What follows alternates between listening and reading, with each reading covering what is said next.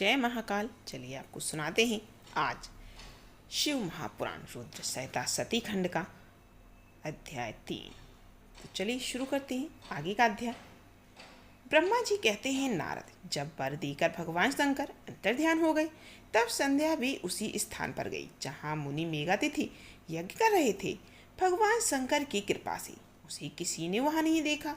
उसने उस तेजस्वी ब्रह्मचारी का स्मरण किया जिसने उसे तपस्या की विधि का उपदेश दिया था। महामुनि, पूर्व काल में महेश वशिष्ठ ने परम श्रेष्ठ जी की आज्ञा से एक तेजस्वी ब्रह्मचारी का वेश धारण करके उसे तपस्या करने के लिए उपयोगी नियमों का उपदेश दिया था। संध्या अपने को तपस्या का उपदेश देने वाली उन ब्रह्मचारी ब्राह्मण वशिष्ठ को पति रूप से मन में रखकर उस महायज्ञ में प्रज्वलित अग्नि के समीप गईं। भगवान शंकर की कृपा से मुनियों ने उसे नहीं देखा। ब्रह्मा जी की वह पुत्री बड़े हर्ष के साथ उस अग्नि में प्रविष्ट हो गई। उसका पुरोडासमय शरीर तत्काल दग्ध हो गया। उस पुरोडास की अलक्षित गंध सब ओर फैल गई। अग्नि ने भगवान शंकर की आज्ञा से उसके स्वर्ण शरीर को जलाकर शुद्ध करके सूर्यमंडल में पहुंचा दिया। तब सूर्य ने पितरों और देवताओं की तृप्ति के लिए उसे 2 भागों में विभक्त करके अपने रथ में स्थापित कर लिया। मुनीश्वर, उसके शरीर का ऊपरी भाग प्रातः संध्या हुआ, जो दिन और रात के बीच पड़ने वाली है, आदि संध्या है। शरीर का शेष भाग सायं संध्या हुआ, जो दिन और रात के मध्य होने वाली अंतिम संध्या है। संध्या सदा ही पितरों को प्रसन्नता प्रदान करने वाली होती है। सूर्योदय से पहले जब अरुणोदय हो, प्राची में लाली छा जाए तो प्रातः संध्या प्रकट करती है, जो देवताओं को प्रसन्न करने वाली है। जब लाल कमल के समान सूर्य अस्त हो जाते हैं, उसी समय सदा सायं संध्या का उदय होता है, जो पितरों को आनंद प्रदान करने वाली होती है। परम दयालु भगवान शिव ने उसके मन सहित प्राणों को दिव्य शरीर से युक्त देहधारी बना दिया। जब मुनि की यज्ञ की समाप्ति का अवसर आया तब वह अग्नि की ज्वाला में महर्षि मेघातिथि को तपे हुए स्वर्ण की सी कांति वाली पुत्री के रूप में प्राप्त हुई। उसने बड़े आमोद के साथ उस समय उस पुत्री को ग्रहण किया। मुनि, उन्होंने यज्ञ के लिए उसे नहलाकर अपनी गोद में बिठा लिया। शिष्यों से घिरे हुए महामुनि मेघातिथि को वहाँ बड़ा आनंद प्राप्त हुआ। उन्होंने उसका नाम अरुंधति रखा। वह किसी भी कारण से धर्म का विरोध नहीं करती थी, अतः उसी के गुण के कारण उसने स्वयं यह त्रिभुवन विख्यात नाम प्राप्त किया। देवर्षि, यज्ञ को समाप्त करके कृतकृत्य हो वे मुनि पुत्री की प्राप्ति होते ही बड़े प्रसन्न थे और अपने शिष्यों के साथ आश्रम में रहकर सदा उसी का लालन पालन करते रहते थे। देवी अरुंधति चंद्रभागा नदी के तट पर तपशारण्य के भीतर मुनिवर मेघातिथि के उस आश्रम में धीरे धीरे बड़ी होने लगी। जब वह विवाह के योग्य हो गई तब मैंने विष्णु तथा महेश्वर से मिलकर मुझ ब्रह्मा के पुत्र वशिष्ठ के साथ उसका विवाह करा दिया। ब्रह्मा, विष्णु तथा महेश के हाथों से निकले हुए जल से सिप्रा आदि 7 परम नदियां उत्पन्न हो गईं। मुने, मेघातिथि की पुत्री महासाध्वी पतिव्रताओं में श्रेष्ठ थी। वह महर्षि वशिष्ठ को पति रूप में पाकर उनके साथ बड़ी शोभा पाने लगी। उससे शक्ति आदि शुभ एवं श्रेष्ठ पुत्र उत्पन्न हुए। मुनि श्रेष्ठ, मैंने तुम्हारी समक्ष संध्या के पवित्र चरित्र का वर्णन किया है, जो समस्त कामनाओं के फलों को देने वाला है। परम पावन दिव्य है। स्त्री या शुभ व्रत का आचरण करने वाला पुरुष इस प्रसंग को सुनता है तो वह संपूर्ण कामनाओं को प्राप्त कर लेता है। इसमें अन्यथा विचार करने की आवश्यकता नहीं है। प्रजापति ब्रह्मा जी की ये बात सुनकर नारद जी का मन प्रसन्न हो गया और वे इस प्रकार बोले। नारद जी ने कहा, ब्राह्मण, अरुंधति की कथा तथा उसके पूर्व जन्म की उसकी स्वरूप भूता संध्या की बड़ी उत्तम दिव्य कथा सुनाई आपने, जो शिव भक्ति की वृद्धि करने वाली है। धर्मज्ञ, अब आप भगवान शिव के उस परम पवित्र चरित्र का वर्णन कीजिए, जो दूसरों के पापों का विनाश करने वाला उत्तम एवं मंगलदायक है। जब कामदेव रथ से विवाह करके हर्ष पूर्वक चला गया, दक्ष आदि अन्य मुनि भी अपने अपने स्थान को पधारे और जब संध्या तपस्या करने के लिए चली गई तब वहाँ क्या हुआ? ब्रह्मा जी ने कहा, तुम धन्य हो, भगवान शिव के सेवक हो, शिव की लीला से युक्त हो, उनका शुभ चरित्र है, उसे भक्तिपूर्वक सुनो। तात, पूर्व काल में एक बार जब मैं मोह में पड़ गया और भगवान शंकर ने मेरा उपहास किया तब मुझे बड़ा क्रोध हुआ। वस्तुतः शिव की माया ने मुझे मोह लिया था, इसीलिए मैं भगवान शिव के प्रति ईर्ष्या करने लगा। किस प्रकार सो बताता हूँ, सुनो। मैं उसी स्थान पर गया जहाँ दक्षराज मुनि उपस्थित थे। वहीं रति के साथ कामदेव भी था। नारद उस समय बड़ी प्रसन्नता के साथ दक्ष आदि पुत्रों को संबोधित करके वार्तालाप आरंभ किया। उस वार्तालाप के समय में शिव की माया से पूर्णतः मोहित था मैं। अतः मैंने कहा, पुत्रों, ऐसा प्रयत्न करना चाहिए जिससे महादेव जी किसी कामनी एकांती वाली स्त्री का पाणी ग्रहण करें। इसके बाद मैंने भगवान शिव को मोहित करने का भार रति सहित कामदेव को सौंप दिया। कामदेव ने मेरी आज्ञा मानकर कहा, सुंदर स्त्री ही मेरा अस्त्र है, अतः शिव को मोहित करने के लिए किसी नारी की सृष्टि कीजिए। सुनकर मैं चिंता में पड़ गया और सांस खींचने लगा।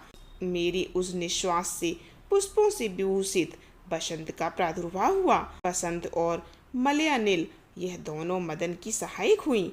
इनके साथ जाकर कामदेव ने वामदेव को मोहिनी की बारंबार चेष्टा की।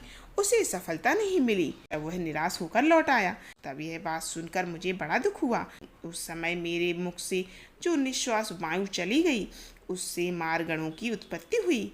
उन्हें मदन की सहायता के लिए आदेश देकर मैंने पुनः उन सबको शिव जी के पास भेजा, परंतु महान प्रयत्न करने पर भी वे भगवान शिव को मुंह में नहीं डाल सके। कामदेव सपरिवार लौट आया और मुझे प्रणाम करके अपने स्थान चला गया। उसके चले जाने पर मैं मन ही मन सोचने लगा कि निर्विकार तथा मन को बस में रखने वाले योग परायण भगवान शंकर किसी स्त्री को अपनी सहधर्मिणी कैसे स्वीकार करेंगे। सोचते सोचते मैंने भक्तिभाव से उन भगवान श्री हरि का स्मरण किया, जो साक्षात शिव स्वरूप तथा मेरे शरीर के जन्मदाता हैं। मैंने दीन वचनों से युक्त शुभ स्रोतों द्वारा उनकी स्तुति की। उस स्तुति को सुनकर भगवान शीघ्र ही मेरे सामने प्रकट हुए। उनके चार भुजाएं शोभा पाती थी, नेत्र प्रफुल्ल कमल के समान सुंदर थे। उन्होंने हाथों में चक्र, शंख और पद्म ले रखे थे। उनके श्याम शरीर पर पीताम्बर की बड़ी शोभा पा रही थी। वे भगवान श्री हरि भक्त प्रिय है, उन्हें भक्त बहुत प्यारे हैं। सबके उत्तम शरणदाता उन श्री हरि को उस रूप में देखकर मेरे नेत्रों से प्रेम आश्रुओं की धारा बहने लगी और मैं गदगद कंठ से बारंबार उनकी स्तुति करने लगा। मेरी उसी स्तोत्र को सुनकर अपने भक्तों के दुख दूर करने वाले भगवान विष्णु बड़े प्रसन्न हुए और शरण में आए हुए मुझ ब्रह्मा से बोले, महाप्रज्ञ लोक सत्ता तुम धन्य हो। बताओ, तुम किस लिए आज मेरा स्मरण कर रहे हो? किस निमित्त से तुमने ये स्तुति की है? तुम पर कौन सा महान दुख आ पड़ा है?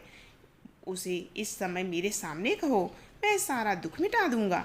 संदेह का विचार नहीं करना। तब ब्रह्मा जी ने सारा प्रसंग सुनाकर कहा, केशव, भगवान शिव किसी तरह पत्नी को ग्रहण कर ले तो मैं सुखी हो जाऊं। मेरे अंतःकरण का सारा दुख दूर हो जाएगा।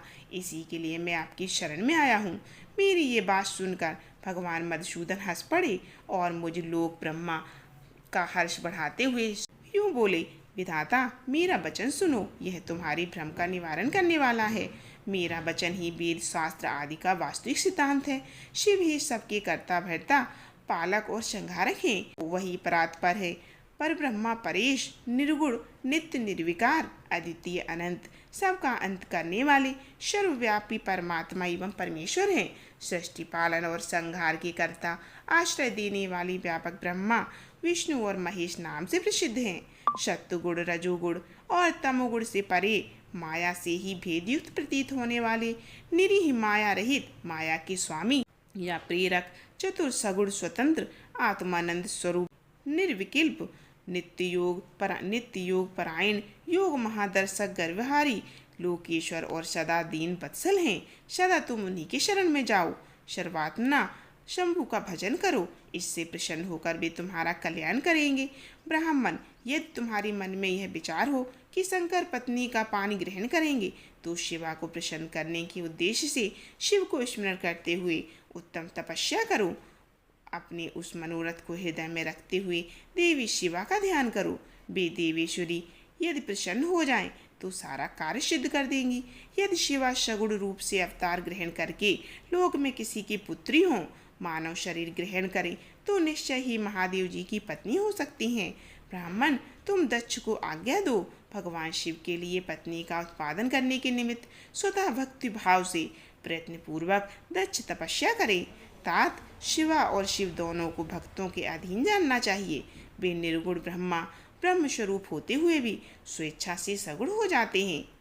विधे भगवान शिव की इच्छा से प्रकट हुए।